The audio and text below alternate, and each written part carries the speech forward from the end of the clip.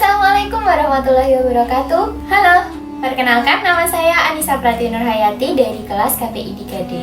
Nah, hari ini aku akan mengulas sedikit materi tentang sejarah dakwah yang sudah disampaikan di semester 3 ini. Nah, nanti akan ada beberapa topik bahasan. Untuk yang pertama yaitu tentang pengertian sejarah. Sejarah berasal dari kata dalam bahasa Arab yaitu sajarotun yang berarti pohon. Maka secara singkat sejarah dapat diartikan sebagai cerita masa lampau umat manusia. Sedangkan sejarah dakwah sendiri merupakan peristiwa masa lampau umat manusia dalam upaya menyeru, mengajak, memanggil umat kepada Islam, serta bagaimana reaksi umat yang diseru dan perubahan apa yang terjadi setelah dakwah dilakukan. Lalu, kapan sih dakwah Islam itu dimulai? Nah, untuk menjawab pertanyaan ini, terdapat dua pendapat. Untuk pendapat pertama mengatakan bahwa dakwah Islam dimulai ketika masa Nabi Muhammad SAW. Hal ini karena Islam merupakan agama yang dibawa oleh Nabi Muhammad. Sedangkan pendapat kedua mengatakan bahwa dakwah Islam dimulai sejak Nabi dan Rasul diutus ke muka bumi. Mereka berpendapat demikian karena dakwah Islam itu merupakan satu kesatuan yang tidak terpisahkan. Fungsi dari sejarah dakwah yang pertama, untuk mengetahui strategi perjuangan para nabi dan rasul dalam berdakwah di masa lampau. Yang kedua, menentukan sikap dalam berdakwah dengan berkaca dari sejarah sebagai bahan introspeksi dan evaluasi. Yang ketiga, untuk mengetahui kemajuan dan kemunduran dakwah dari masa ke masa.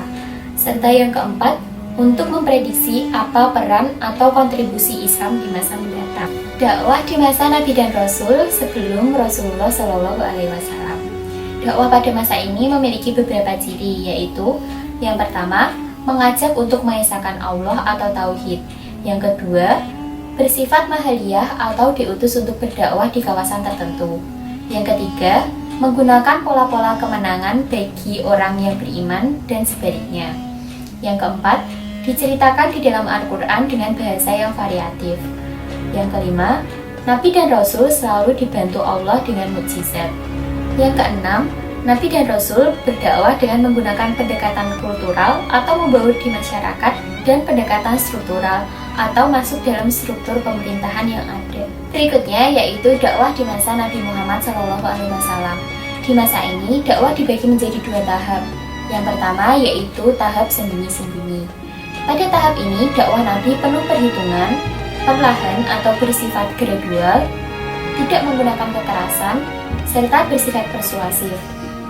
Nabi Muhammad pada masa ini menjadi teladan yang mulia atau uswatun hasanah bagi penduduk Arab jahiliyah. Nabi Muhammad berdakwah di kota Mekah selama 13 tahun. Untuk tahap berikutnya yaitu dakwah secara terang-terangan. Tahap ini merupakan tahap ketika Nabi berhijrah dari kota Mekah menuju ke Madinah. Beliau membangun sistem pemerintahan dan menyebarkan ajaran Islam secara terang-terangan di kota tersebut. Beliau memiliki sifat yang toleran, tidak radikal, dan berkomunikasi baik kepada umat muslim maupun umat non-muslim. Dakwah di masa Khulafaur Rasyidin.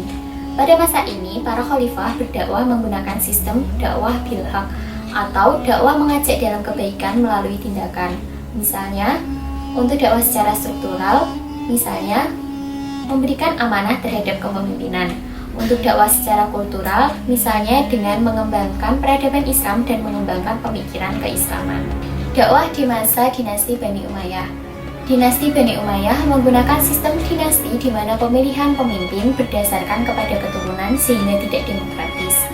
Namun, berkat kegigihannya dalam membangun peradaban Islam, dinasti ini mampu bertahan selama 90 tahun. Dinasti Bani Umayyah memiliki beberapa prestasi. Salah satunya yaitu perluasan wilayah hingga mencakup benua Asia, Afrika, hingga Eropa. Namun, dinasti ini runtuh akibat degradasi moral dari pemimpinnya, yaitu contohnya korupsi, minuman keras, berjudi, dan lain sebagainya. Dakwah di masa dinasti Bani Abbasiyah. Dinasti ini bertahan sekitar 5 abad dan wilayahnya mencakup hingga Afrika Utara, Andalusia, Romawi Timur, dan India. Masa keemasan dinasti ini berada di bawah kepemimpinan Harun al-Rasyid, di mana negara makmur dan keamanan masyarakat terjamin. Adanya baitul hikmah seperti perpustakaan, laboratorium, ruang diskusi sehingga melahirkan banyak ilmuwan di bidang agama dan ilmu umum. keragaman ilmu pengetahuan dan kebebasan berpikir menjadi tonggak berdirinya dinasti ini. Dakwah secara struktural juga dilakukan melalui pendidikan dan melalui sekolah yang ada di masjid. Berikutnya, dakwah di masa Turki Utsmani. Dakwah di masa Turki Utsmani. Dinasti ini bertahan sekitar 7 abad. Masa keemasannya berada di bawah kepemimpinan Sultan Al-Fatih, di mana beliau merupakan penakluk dari Konstantinopel. Beliau juga melakukan ekspansi ke banyak benua, salah satunya ke Asia, Eropa, dan Afrika. Dinasti Turki Utsmani memiliki kekuatan militer yang sangat kuat, namun tidak diimbangi dengan perkembangan ilmu pengetahuan, sehingga stagnansi ilmu pengetahuan menyebabkan dinasti ini mengalami kemunduran. Oleh sebab itu, alangkah baiknya apabila kekuatan militer diikuti dengan intelektual, dengan substansi ilmu pengetahuan dan spiritual. Dakwah Wali Songo. Penyebaran agama Islam yang ada di Indonesia tidak terlepas dari peran Wali Songo yang berdakwah dengan pendekatan kebudayaan. Wali Songo mengakulturasi budaya Indonesia dengan budaya Islam, sehingga masuknya Islam ke Indonesia jauh dari pergolakan. Islam masuk ke Indonesia dalam berbagai jalur, ada yang dari jalur perdagangan, jalur pendidikan, maupun jalur perkawinan. Wali Songo sendiri berdakwah secara bertahap dengan mengembangkan masyarakat di berbagai bidang. Salah satu warisan Wali Songo yang masih dilestarikan hingga saat ini yaitu pondok pesantren. Islam di Asia Tenggara tidak jauh berbeda dengan Indonesia. Untuk Asia Tenggara, Islam masuk bukan melalui jalur perang, melainkan melalui beberapa jalur. Salah satunya yaitu jalur perdagangan, perkawinan, pendidikan, sehingga Islam yang ada di Asia Tenggara bersifat ramah, damai, toleran, serta akomodatif. Dakwah di Afrika. Di benua Afrika, 40% masyarakatnya beragama Islam. Salah satu faktor pendorong Islam dapat diterima di Afrika karena Islam tidak berlaku diskriminatif dan merupakan agama yang egaliter. Selain itu, yang dapat digarisbawahi, terdapat satu tokoh Islam Indonesia yang berperan besar dalam perkembangan Islam yang ada di Afrika, yaitu Syekh Yusuf Al-Makassari yang diasingkan oleh Belanda ke benua Afrika. Beliau aktif berdakwah dan menyebarkan agama Islam di benua Afrika. Dakwah di Cina. Pada masa Khalifah Utsman dan Khalifah Al-Mansur, Islam dan Cina memiliki hubungannya yang sangat baik dan saling bekerja sama. Islam masuk ke Cina melalui jalur perdagangan dari Jazirah Arab, serta melalui jalur kekuasaan, militer, dan pendidikan atau tasawuf. Dakwah Islam di Eropa, Amerika, dan Australia. Sebagai kaum minoritas, tak jarang terjadi diskriminasi atau Islamofobia bagi umat Islam yang berada di Eropa, Amerika, maupun Australia. Untuk menghilangkan stigma buruk tentang Islam, maka umat Islam diharap bersikap ramah, santun, serta moderat.